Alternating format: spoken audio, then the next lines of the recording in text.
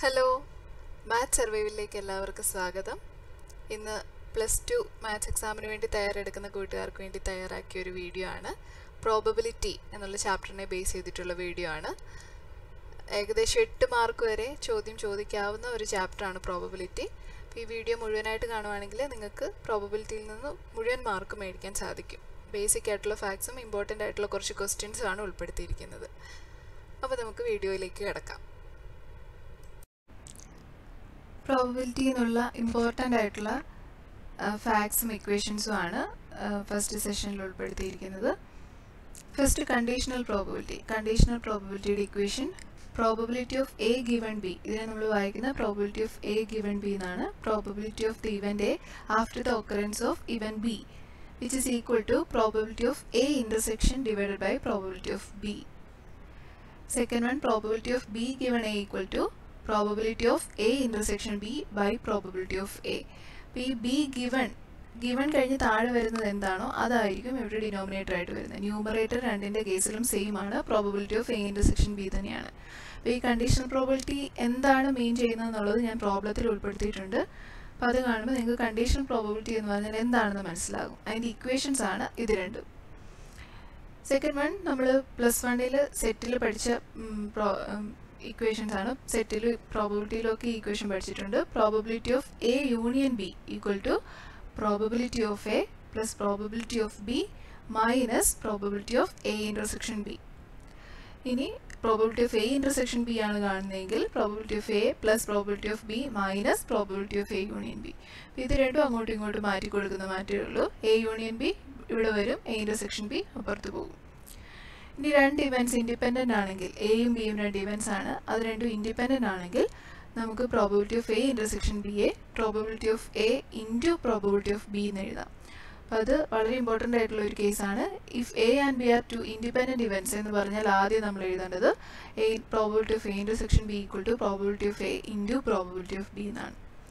ഇനി Bayes theorem പറയുന്ന ഇതാണ്. Probability of E I given A equal to probability of E I into probability of A given EI divided by summation over J equal to 1 to n probability of EJ into probability of A given EJ. അതായത് ഈ പ്രൊഡക്റ്റിൻ്റെ EJ into probability of A given EJ പ്രൊഡക്റ്റുകളുടെ sum അതാണ് താഴെ വരുന്നത്. ഇനി മീനിനെ നമ്മൾ റെപ്രസെൻറ്റ് ചെയ്യുന്ന മ്യൂ എന്ന് പറഞ്ഞ ലെറ്റർ ഉപയോഗിച്ചാണ്. Which is equal to summation I equal to 1 to n xi pi. അതിനെ നമ്മൾ എക്സ്പെക്റ്റേഷൻ ഓഫ് എക്സ് എന്നാണ് വിളിക്കുന്നത്. മീനിനെ വിളിക്കുന്ന മറ്റൊരു പേരാണ് എക്സ്പെക്റ്റേഷൻ ഓഫ് എക്സ്. ഇനി വേരിയൻസ് എന്ന് പറഞ്ഞാൽ മീൻ ഉപയോഗിച്ചാണ് വേരിയൻസ് നമ്മൾ എക്സ്പ്ലെയിൻ ചെയ്യുന്നത്. Variance equal to expectation of X minus expectation of X the whole square. Standard deviation എന്ന് പറഞ്ഞാൽ വേരിയൻസിൻ്റെ സ്ക്വയർ റൂട്ടാണ്. റൂട്ട് ഓഫ് വേരിയൻസിനെയാണ് സ്റ്റാൻഡേർഡ് ഡീവിയേഷൻ എന്ന് പറയുന്നത്. Last one, Bernoulli trials. Bernoulli trials, probability of x success equal to NCX p raised to x q raised to n minus x.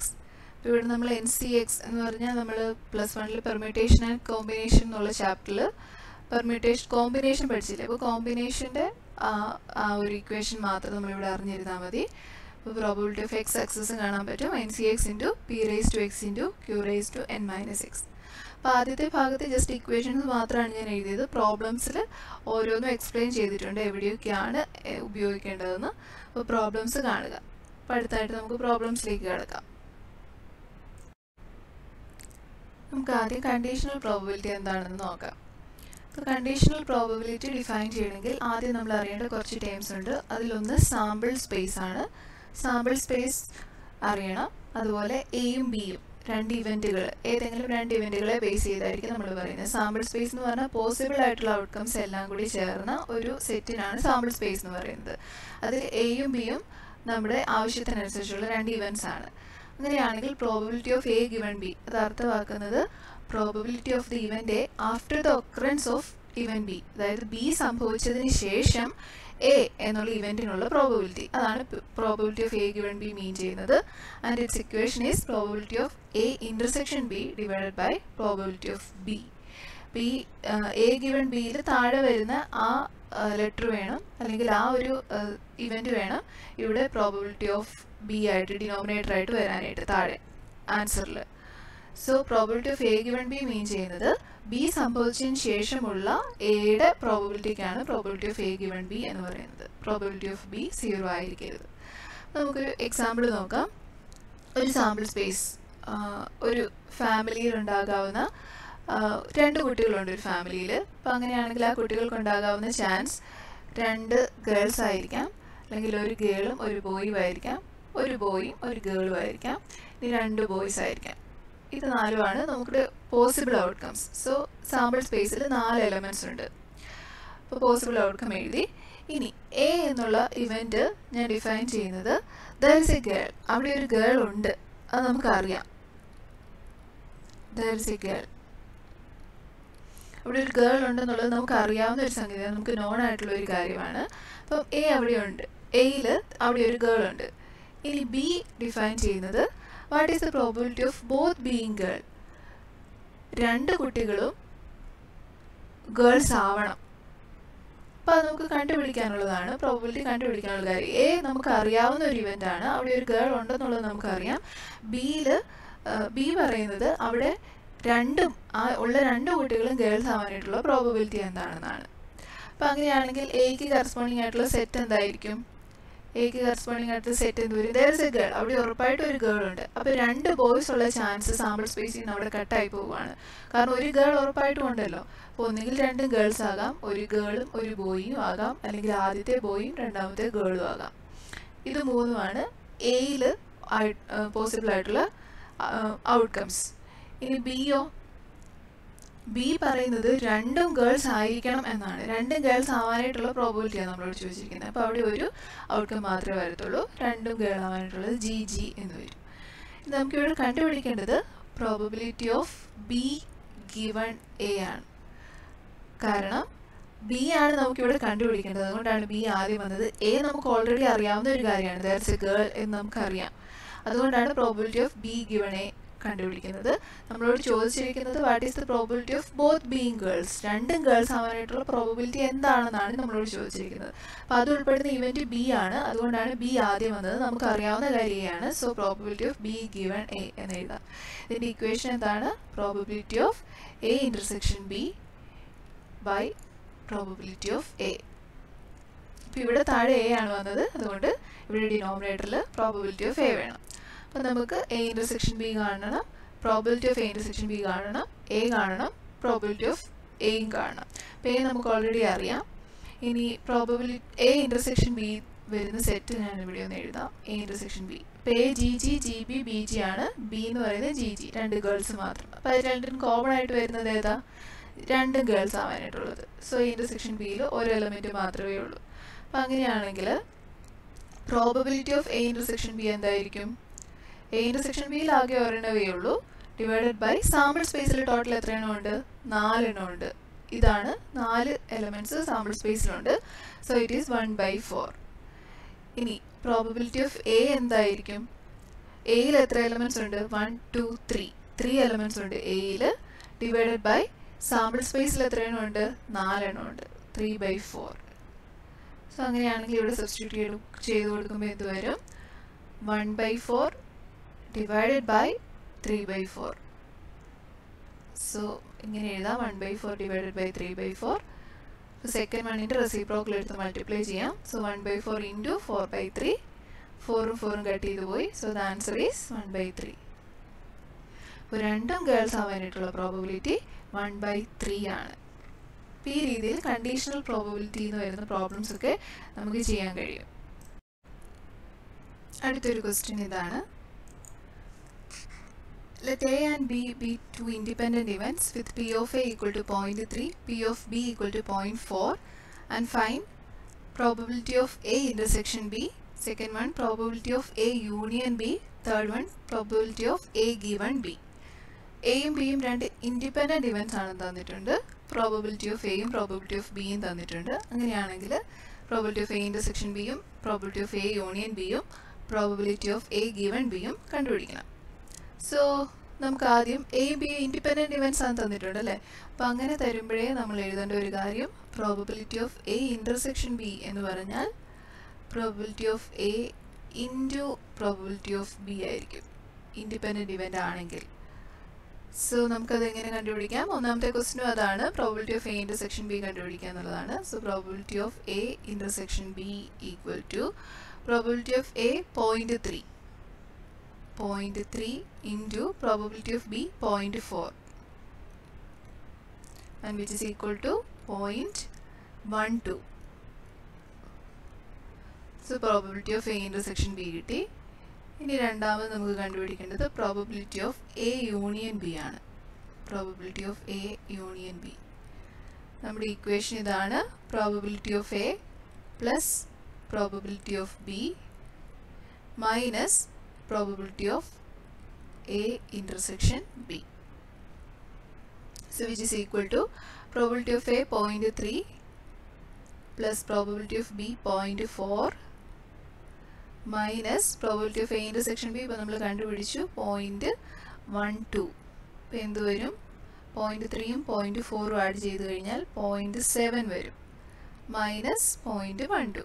കാൽക്കുലേറ്ററിൽ ചെയ്യാം, അല്ലെങ്കിൽ അല്ലാതെ കുറയ്ക്കുകയാണെന്നുണ്ടെങ്കിൽ ഡെസിമൽ പോയിന്റ് കറക്റ്റായിട്ടിടണം. ആദ്യത്തെ ഡെസിമൽ പോയിന്റ് താഴെ വേണം അടുത്ത ഡെസിമൽ പോയിന്റ് വരാൻ. So answer is 0.58. മൂന്നാമത്തത് probability of A given B ആണ്.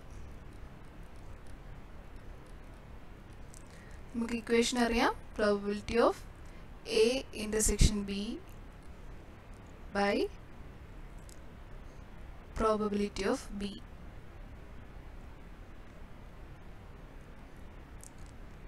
Probability of A intersection B എത്രയാണ്? It is 0.12 divided by probability of B എത്രയാണ്? ക്വസ്റ്റ്യനിൽ തന്നിട്ടുണ്ട്, it is 0.4 എന്ന് തന്നിട്ടുണ്ട്. സോ ആൻസർ എത്ര വരും? 12നെ 4 വെച്ച് ഡിവൈഡ് ചെയ്യാം, അപ്പോൾ എന്ത് വരും? 3 വരും. ആൻഡ് 0.12 divided by 0.4 ആണ് അല്ലേ? So the answer is 0.3. 0.3 ആണ് probability of A given B. അപ്പോൾ ഈ രീതിയിൽ ഇൻഡിപെൻഡൻറ്റ് ഇവൻറ്റ്സ് ആണ് പ്രോബബിലിറ്റി ഓഫ് എയും ബിയും തന്നിട്ടുണ്ടെങ്കിൽ ഈ മൂന്ന് കാര്യങ്ങളും നമുക്ക് ഈസി ആയിട്ട് കണ്ടുപിടിക്കാം.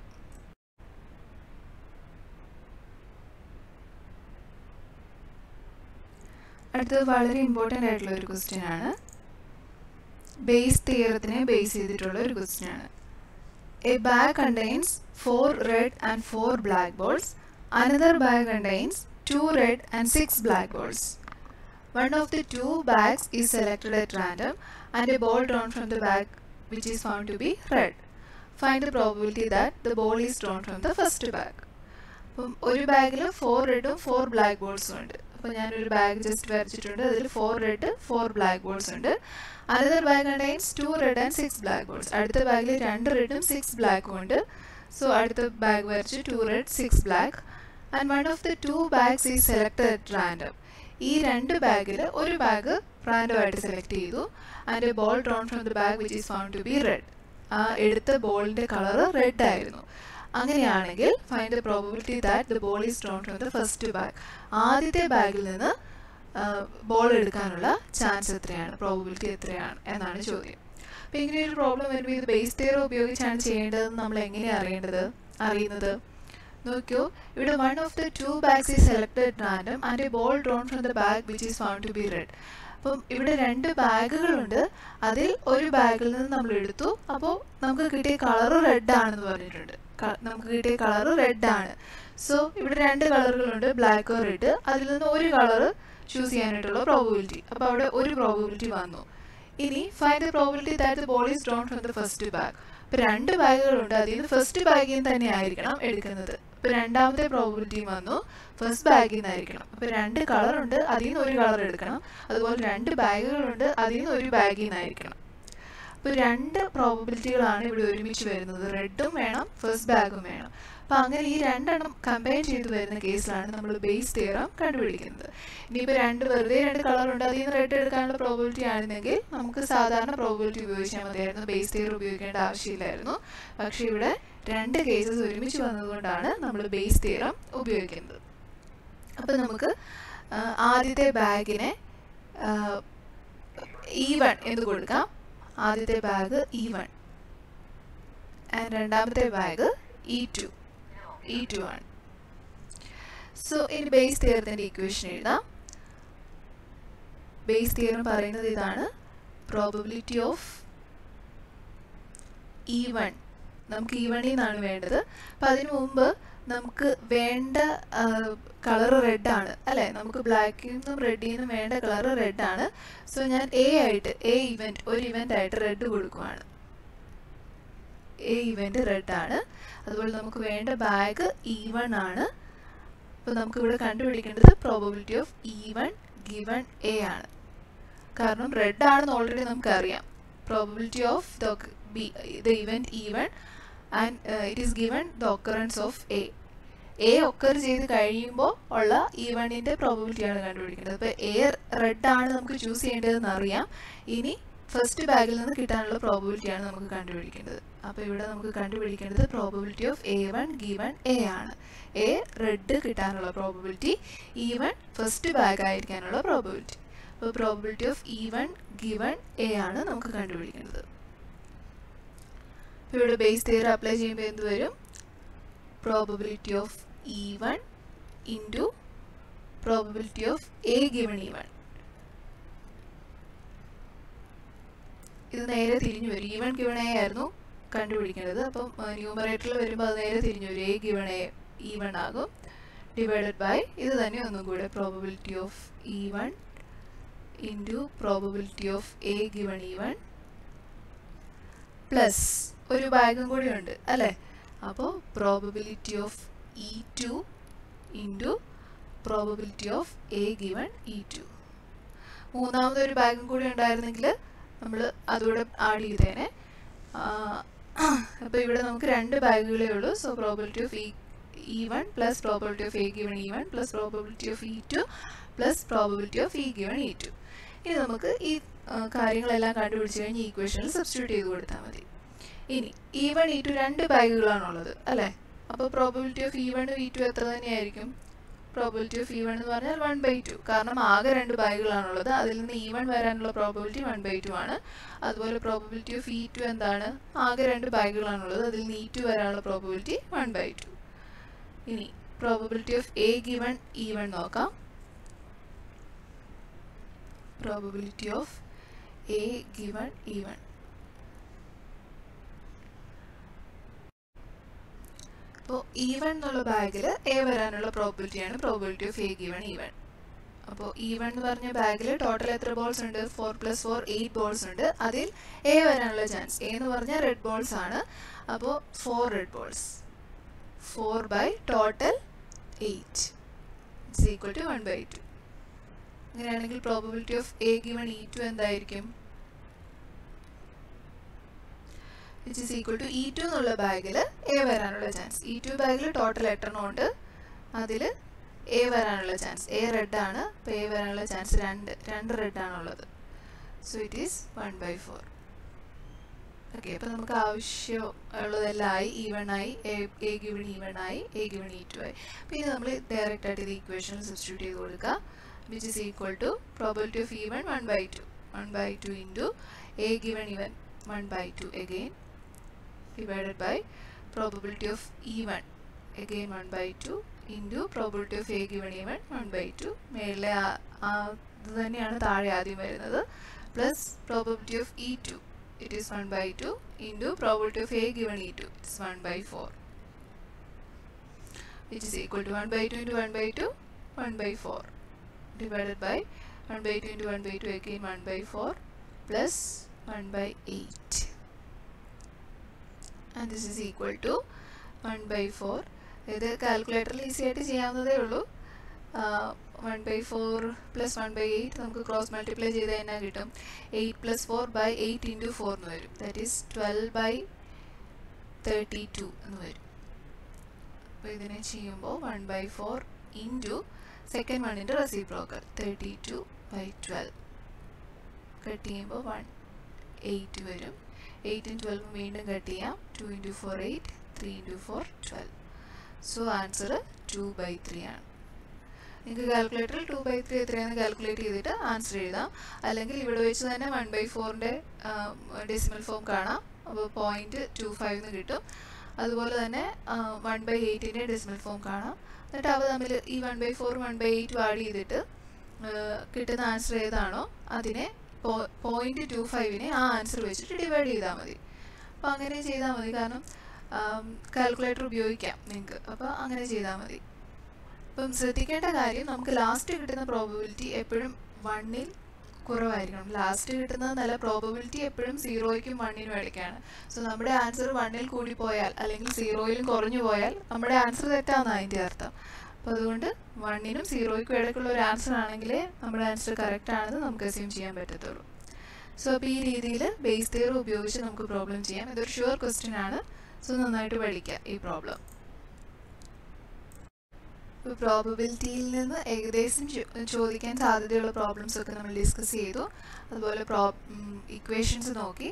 അപ്പോൾ ഇക്വേഷൻ വെച്ചിട്ട് വരാൻ സാധ്യതയുള്ള ഈ ടൈപ്പിലുള്ള മറ്റ് പ്രോബ്ലംസും നിങ്ങളെടുത്ത് ചെയ്ത് പഠിക്കുക. അപ്പം എല്ലാവരും നന്നായിട്ട് പ്രോബബിലിറ്റി എക്സാമിൽ അറ്റൻഡ് ചെയ്യുക. ബൈ, ടാറ്റ.